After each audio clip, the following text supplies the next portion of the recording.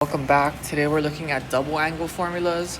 So notice that the double angle just means that we have 2 times theta inside of our parentheses. We're finding the sine, cosine, and tangent of each. Also note that for our cosine, we have 3 different options that we can use. The bottom 2 are helpful if we're just given the sine or the cosine, depending on which formula we want to use. The top one, we'd have to find the cosine and the sine. Just not too much more work, but it is a little bit more work. The sine and the tangent, though, they only have one formula, so we're going to be using those primarily. So let's just jump into it.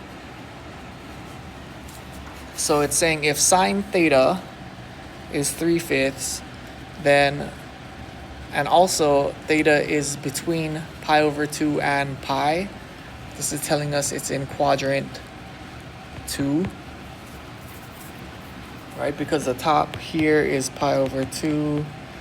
This is going to be pi. So they're saying in this area here of the unit circle, find the exact value. All right, so let's kind of draw this out. I'll draw it down here. So we have a triangle in the second quadrant. Obviously, 3/5 is not one of the unit circle values, but we can go ahead and solve this. So the sine means the opposite is 3. The hypotenuse is 5. Right, and because we're going to have to use the cosine eventually, let's find this missing side. So we know that 3 is one of the shorter sides.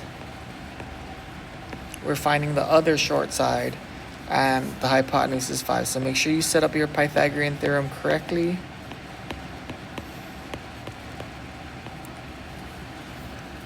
Make sure that the hypotenuse is by itself. So we get 9 plus b squared. And this is a special triangle because the b comes out nicely. It's a 3, 4, 5. Because when we take the square root, b is going to be 4. Okay, so we know that our cosine then would be, and be careful here because the sign on this is a -4, right? Because it's to the negative side of our x-axis.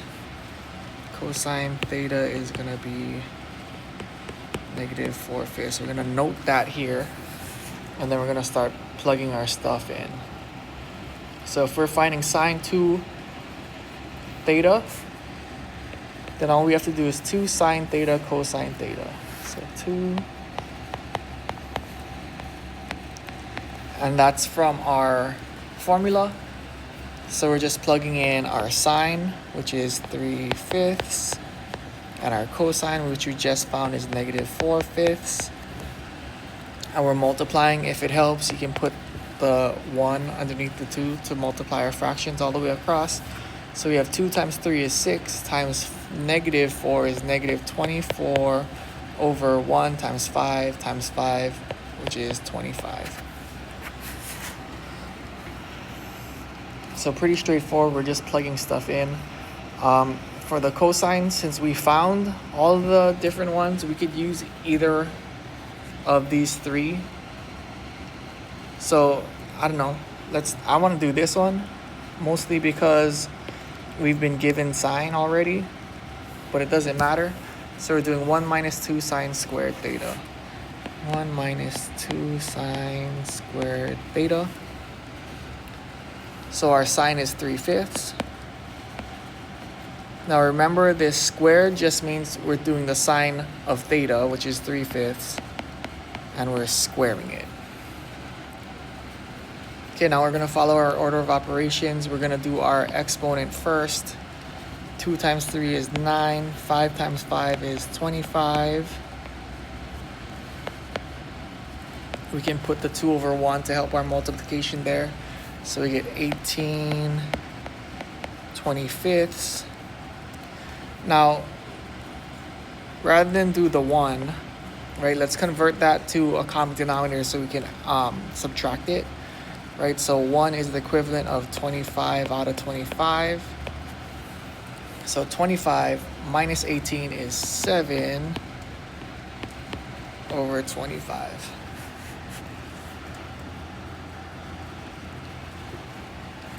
Okay, last one. So our tangent is 2 tangent over 1 minus tangent squared. So 2 tangent over 1 minus tangent squared theta.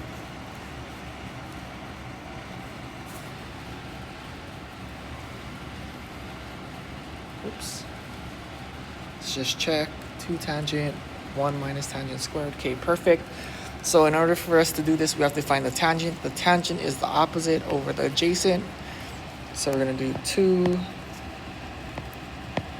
3/4. The negative sign, doesn't matter if it goes on the top or bottom in front, it's all the same. Over 1 minus negative 3/4 squared. Okay, so if we do the top, that's going to be 2 times 3 is 6. So negative 6 over 4 on top. On the bottom, when we square our 3/4, we get positive, right? Because we're multiplying negative times negative, is positive 9/16. And then again, let's change that 1 to 16 over 16. So the bottom, let's clean this up a little bit.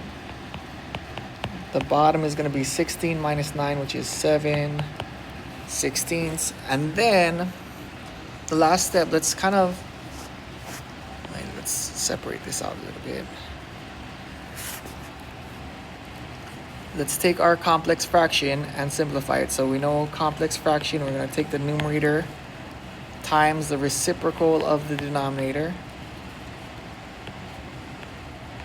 We can simplify the 16 and 4.